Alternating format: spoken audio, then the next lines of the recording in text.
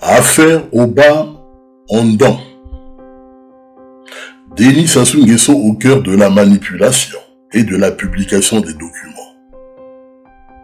Dans une note rendue publique par les francs-maçons du PCT, le parti dont le dictateur congolais est l'un des fondateurs, qu'il dirige dans le sang et les sacrifices humains.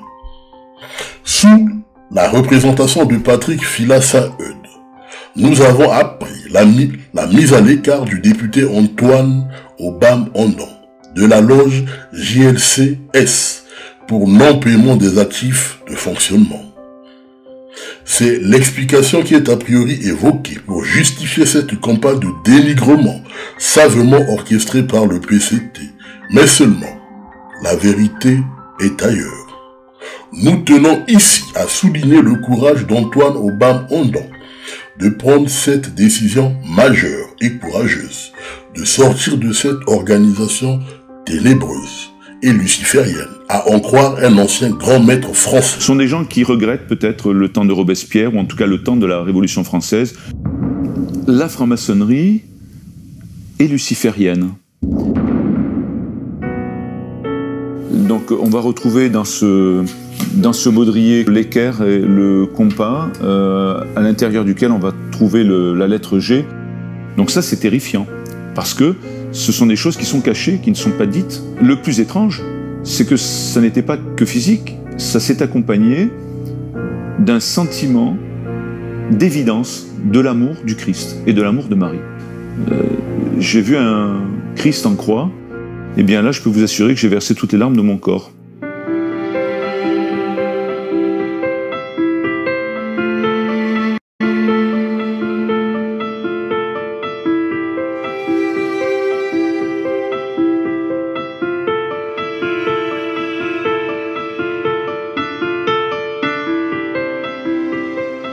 C'est un ancien haut fonctionnaire, ancien directeur général des services d'une mairie, architecte de formation, mais également juriste. Serge Abad Gallardo a aussi été franc-maçon, initié à Bastia. Ancien vénérable maître d'une loge du droit humain, une émanation du Grand Orient, il a fréquenté les loges durant 24 ans. Il avait atteint le 18e degré.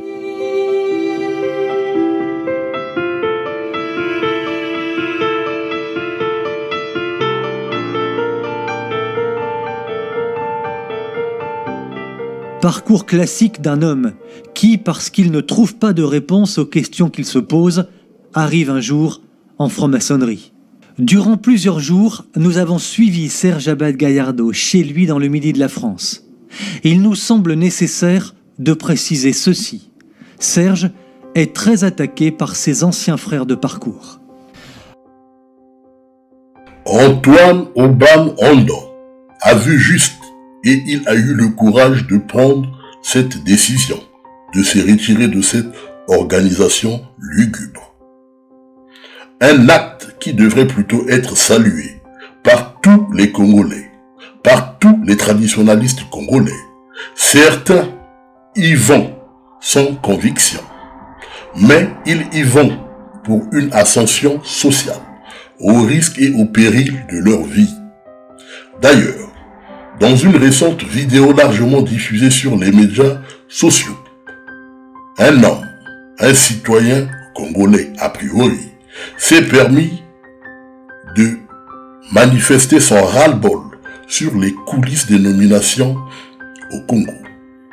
Écoutons-le. Dans les conditions où on a été nommé, c'est dans ces conditions qu'on travaille. La médiocrité a été érigée en système au Congo depuis des années. Donc, on ne prend pas les cadres au mérite, on les prend sous condition. J'ai eu la chance de coordonner 2 études du Conseil consultatif de la femme en 2022. 2 études sur l'émancipation de la femme et la promotion politico-administrative de la femme. Nous sommes arrivés à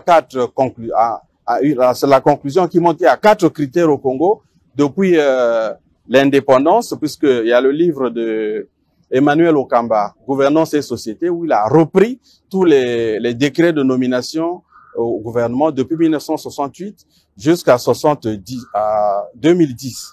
Je suis allé comment on appelle, au journal officiel. J'ai pris les décrets de nomination de 2010 à 2023. Donc, sur la base de ce corpus, alors, nous avons mis en évidence que au Congo, pour être nommé politico-administrativement, il y a 4 critères. Le premier critère, c'est de faire partie de la famille biologique du chef de l'État, du Premier ministre ou du ministre. Deuxième critère, c'est de faire partie de la famille politique du chef de l'État. Troisième critère, c'est de faire partie, de passer par le canapé, comme on dit. Dernier critère, c'est de faire partie de l'association du soir. Regardez sur tous les cadres qui sont nommés, à peu près 98% passent sur l'un de ces critères. Et puisqu'on arrive sous ces critères-là, au niveau du service, on n'attend pas le meilleur de vous. On n'attend pas la performance. On attend la fidélité. Et parce que les cadres sont nommés dans ces conditions, depuis Madame Pauline Iyonza, qu'on a nommée au CNR le 5 août 1968, c'est mon année de naissance, puisqu'on est nommé dans ces conditions, le contrôle n'est pas possible. Après avoir écouté ce témoignage, une seule idée me vient à l'esprit. Mais comment peut-on construire un pays en pensant que les plus méritants doivent être francs-maçons? Il s'agit en effet d'une ségrégation entre la population congolaise, ceux qui sont francs-maçons et ceux qui ne le sont pas.